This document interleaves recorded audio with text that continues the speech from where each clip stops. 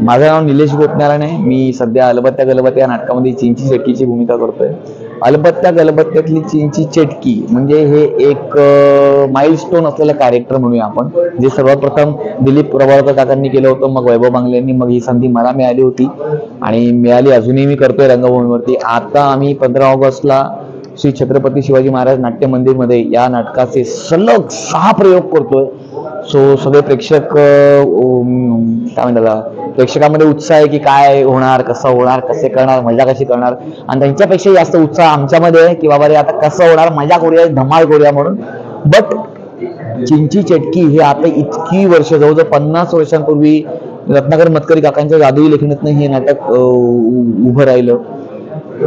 50 वर्षापूर्वी जेव्हा ही चिंची चटकीची भूमिका प्रभाकर काकांनी केली होती, जेव्हा आम्ही ऐकलं आमच्या ऐकूयात असं होतं की यार ते पात्र खूप छान करायचे, खूप मस्त करायचे। आपलं मी तर लहान, मी तर जन्माला पण नव्हतो आलो म्हणा। त्यानंतर जेव्हा वैभव मंगलेंनी केली होती, अशी रंगवली गेली ती चिंची चटकीच्या प्रेमामध्ये लोक पडतात। का चिंची चटकी हे नाटकातलं विलन आहे असं म्हणूया आपण। चिंची चटकी नाटकामध्ये घाबरवते, चिंची चटकी हसवते।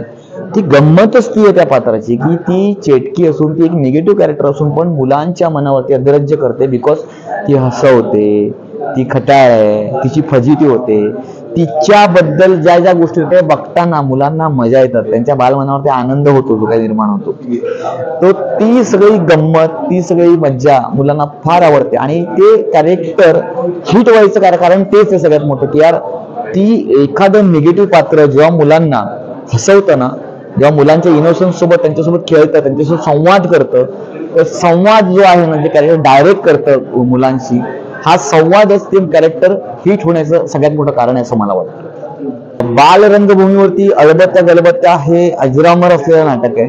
आणि पूर्वीची नाटकं अशी होती की आता पण बघाल की बालनाट्य फक्त सुट्ट्यांच्या महिन्यांमध्येच व्हायचे, म्हणजे 3 महिने 2 महिन्याच्या सुट्ट्या असतात, दिवाळीच्या सुट्ट्या म्हणा किंवा आपल्या मे महिन्याच्या सुट्ट्या, तेव्हाच बालनाट्य यायची आणि तेव्हाच यायची, ते महिनाभर काहीतरी ते त्यांचं परफॉर्म करायचं, बिझनेस करायचं, निघून जायचं। का तर मुलं येत नाहीत, पालकांना वेळ नसतो लहान मुलांना घेऊन यायला। हे पूर्णपणे चुकीचं ठरवलं आहे अलबत्त्या गलबत्त्याने। अलबत्त्या गलबत्त्या आज 12ही महिने चालणारं नाटक आहे। मी ॲज अ नट म्हणून, ॲज अ कलाकार म्हणून आम्ही सगळेजण 12ही महिने आमचं पोट या अलबत्त्या गलबत्त्या नाटकावरच चालतं। अलबत्त्या गलबत्त्या नाटकामुळे आम्हाला वर्षभर बिझी राहावं लागतं।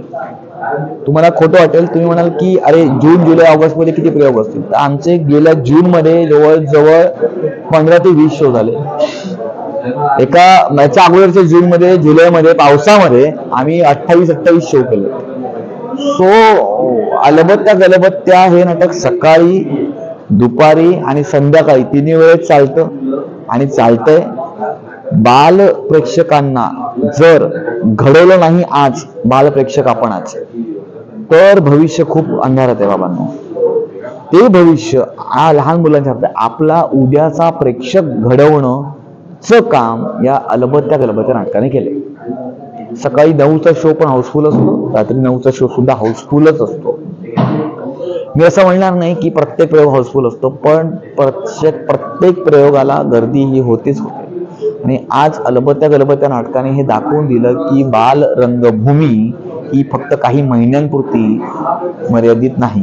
ही तुम्ही चांगलं बालनाट्य दिलं तर प्रेक्षक त्यांचे पाल्यांना घेऊन नक्की येणार आणि येतातच।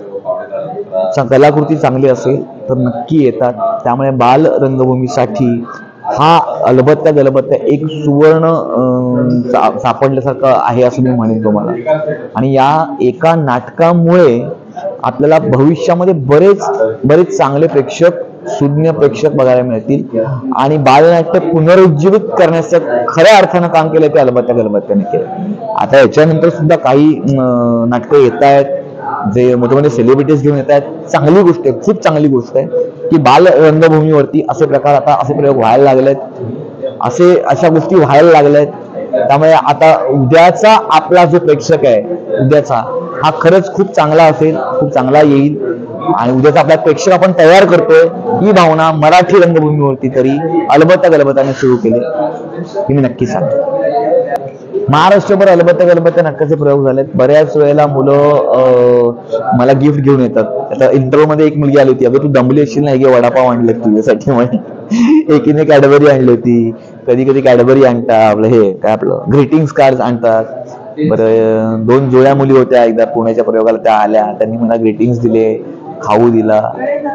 कधी कधी प्रयोग संपल्यानंतर मुलं रडत असतात. तर आम्हाला असं वाटतं की चेटकीला घाबरतात, ती काय ती जवळ येत नाहीये, घाबरू. तर तसं नव्हतं ते.